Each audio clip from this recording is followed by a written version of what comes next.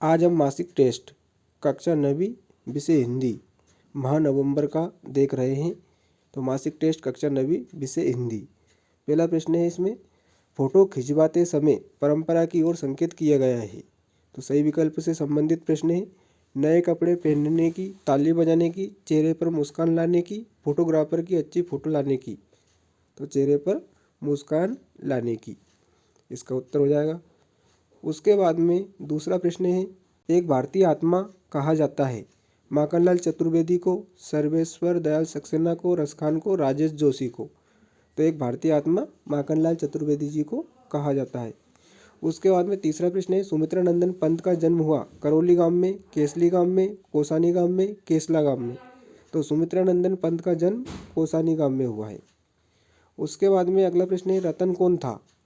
तो रतन रामस्वरूप का लड़का, रामस्वरूप का मालिक, रामस्वरूप का पड़ोसी, रामस्वरूप का नौकर।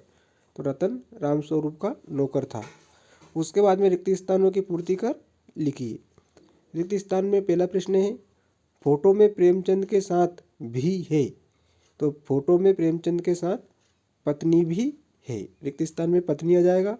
फैली खेतों में दूर तलक की कोमल हरियाली, फैली खेतों में दूर तलक मखमल की कोमल हरियाली।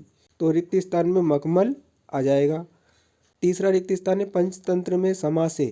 तो पंचतंत्र में द्विगु समास है। तो रिक्त स्थान में द्विगु आ जाएगा। पंचतंत्र में प्रथम पद संख्यावाचक है। उसके बाद में प्रश्न क्रमांक 3, प्रेमचंद के फटे जूते पाठ के आधार पर प्रेमचंद के व्यक्तित्व की दो विशेषताएं लिखिए। उसके बाद में प्रश्न क्रमांक 4, किस शासन की तुलना तम के प्रभाव से की गई है और क्यों? प्रश्न क्रमांक 5 है, गाम को मरकत डिब्बे सा खुला क्यों कहा गया है? छठा प्रश्न है, रीढ़ की हड्डी शीर्षक की सार्थकता स्पष्ट कीजिए। तो प्रश्न क्रमांक 3, 4, 5 और 6, इन चारों प्रश्नों के उत्तर हम एक साथ देख रहे हैं।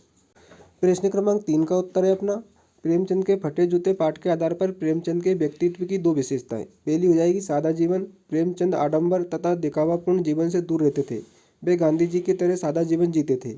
दूसरी विशेषता हो जाएगी उच्च विचार, प्रेमचंद के विचार बहुत ही उच्च थे, वे सामाजिक बुराइयों से दूर रहे। तो यह प्रश्न क्रमांक 3 का उत्तर हो जाएगा अपना। प्रश्न क्रमांक 4 का उत्तर हो जाएगा, किस शासन की तुलना तम के प्रभाव से की गई और क्यों? तो अंग्रेजी शासन की तुलना कवि ने तम के प्रभाव से की है, क्योंकि अंग्रेजी शासन प्रणाली अंधकार की तरह काली अर्थात अन्यायपूर्ण है। तो यह प्रश्न क्रमांक 4 का उत्तर हो जाएगा अपना। प्रश्न 5 का उत्तर हो जाएगा, गाम को मरकट डिब्बे सा खुला क्यों कहा गया है? तो मरकट पन्ना नामक रत्न के हरे रंग की तुलना गाम की हरियाली से की गई है। गांव का वातावरण भी मरकट के खुले डिब्बे के समान हरा भरा तथा खुला खुला सा लगता है, इसलिए गांव को मरकट डिब्बे सा खुला कहा गया है। तो यह प्रश्न क्रमांक 5 का उत्तर हो जाएगा। प्रश्न क्रमांक 6 का उत्तर हो जाएगा, रीढ़ की हड्डी शीर्षक की सार्थकता स्पष्ट कीजिए। तो रीढ़ की हड्डी शीर्षक एकांकी की भावना को व्यक्त करने के लिए बिल्कुल सही है। इस शीर्षक में समाज की सड़ी गली मानसिकता को व्यक्त किया गया है तथा उस पर प्रहार किया गया है, क्योंकि रीढ़ शरीर का मुख्य हिस्सा होता है, वही उसको सीधा रखने में मदद करता है। तो यह प्रश्न क्रमांक 6 का उत्तर। प्रश्न क्रमांक 7 है अपना, रचना के आधार पर वाक्य के कितने भेद होते हैं, नाम लिखिए। तो रचना के आधार पर वाक्य के 3 भेद होते हैं, सरल वाक्य, मिश्रित वाक्य, संयुक्त वाक्य। तो यह प्रश्न क्रमांक 7 का उत्तर हो जाएगा।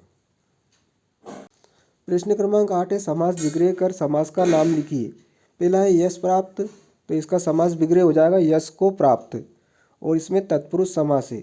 दूसरा है विषधर, तो विष को धारण करने वाला, इसमें भी तत्पुरुष समास है। तो आज हमने कक्षा 9वीं विषय हिंदी मासिक टेस्ट नवंबर का संपूर्ण हल देखा। वीडियो को अधिक से अधिक शेयर करें, लाइक करें और चैनल को सब्सक्राइब जरूर कर लें अगर आप नए हो तो। धन्यवाद।